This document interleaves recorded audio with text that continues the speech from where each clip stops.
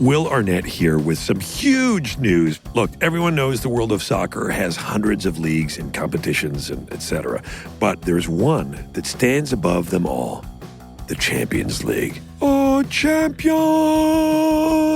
You know, but it's better than... Anyway, join our newest SmartLess Media podcast called GoalLess, where the hilarious and football-obsessed British comedian Russell Howard partners up with soccer-obsessed Champions League announcer Chris Wittyngham to highlight the passion, personalities, and on-pitch drama that make soccer beautiful and hilarious. Built by fans for fans. So whether you're a fan of Liverpool, like you should be, Bayern Munich, Real Madrid, or Young Boys, which is an actual Swiss team called Young Boys, that's their name, we have got you covered. Every Monday and Thursday, the guys kick around the biggest stories from the Champions League, featuring analysis and laughs and stars who love the game. What's the goal? You tell us. But why should you listen to me? I'll hand it over to the experts. Here's the show trailer.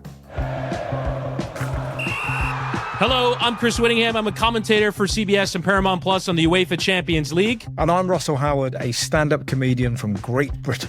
Welcome to GoalLess. Of all the unimportant things in life, we're here for the most important, football. He means soccer. Each week we'll kick around the biggest stories, predictions, and results from the Champions League. We'll talk with players, comedians, and actors who share our love and passion for the game, plus news from the wider world of soccer. It's football! For the best goals to the funniest player trolls, disastrous decisions to disastrous haircuts, GoalLess is your new favourite football show by fans for fans. Well, okay, actually, I do have a slight history lesson for you here. Okay. The word soccer is actually an English word. If you go back down the years, you watch some BBC broadcasts in the 1970s and 1980s, they're calling it soccer. Things evolve, my friend. We need a new word specifically for the podcast so that we can get through it. How about footka? Sockball. Sockball. That could work. Sockball? That's not it. Now, Russell, one of the biggest things for viewers to get used to in this year's Champions League is that it's a completely different format. One 36-team league table where not everyone is playing each other home and away, 8 different opponents for every team. Realistically, I think the biggest thing for viewers to get used to is that every week there are going to be games between big teams, and that used to not be the case. If you're not watching your own team, you're going to watch whatever the biggest game is, and there will be one of those almost every single day of this league stage. That's a really good point, actually, isn't it? Because it means we don't have to wait to the quarterfinals for those kind of red-hot games.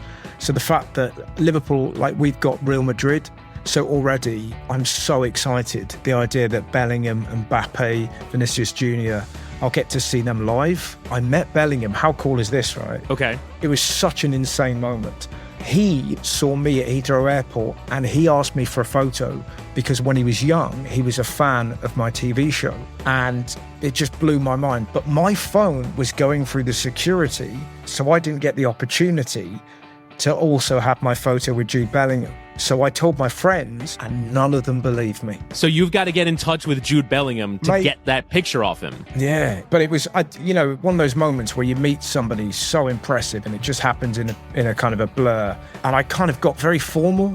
And when I met his mum, I was like, I think I said... Mrs. Bellingham, lovely to meet you. I think I did. I went, Mrs. Bellingham, your son is an absolutely phenomenal footballer. You should be very proud. Maybe that's what ruined it. Maybe he was like, I think he's cracking onto my mum, which I wasn't in any way. Any footballer who would you like to meet? Zlatan. I would kind of love to meet Zlatan, even though he would absolutely overwhelm me. I work for our Serie A coverage at Paramount Plus, and he went up to the desk and straight away was like, oh, this is the B team. What happened to the A team that does the Champions League? And it was like, just what an absolute savage this man is. I don't know if I could really speak to him. Yeah. It would be weird. He's a terrifying guy. He's really funny as well. And he also has the look of a man who could break into a zoo and fight a gorilla. Do you know what I mean? He's... Well, okay, he could talk his way into doing that and then probably not fare well against the gorilla, I would imagine. Again, it's a challenge. So we need to get a photo from Jude Bellingham and we need to find a way. Zlatan, he's not busy, he's not playing. Let's get him into a zoo. Let's get the right gorilla and let's make that happen. Riccardo Calafiori stole Europe's hearts this summer because of his wonderful haircut. The Italians usually bring the hair to the competition. Germans as well. Do you feel like we will have better hairstyle in the Champions League because it's Italy and Germany, maybe not England, that is getting the extra spot in the Champions League. Do you know, I've never thought about the locks of my nation, but you're right. I think, Italian men have the best hair. Go down the years. Pirlo, Nesta, Maldini.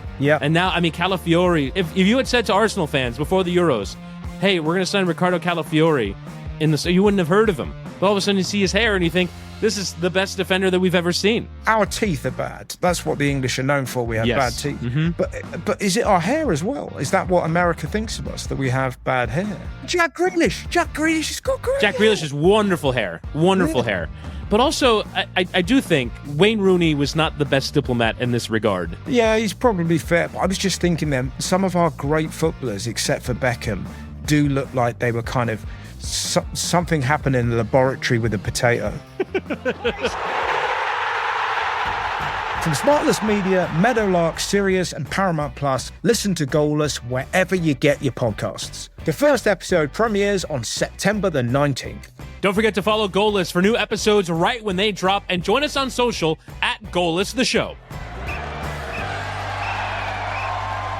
You can listen to GoalLess anywhere you get your podcasts. Whether you're a longtime fan or new to the sport, GoalLess is the place to go to get information and have some laughs, which is nice for everybody. So what are you waiting for? Go and give GoalLess a follow. GoalLess is proudly sponsored by Paramount Plus, the home of the UEFA Champions League.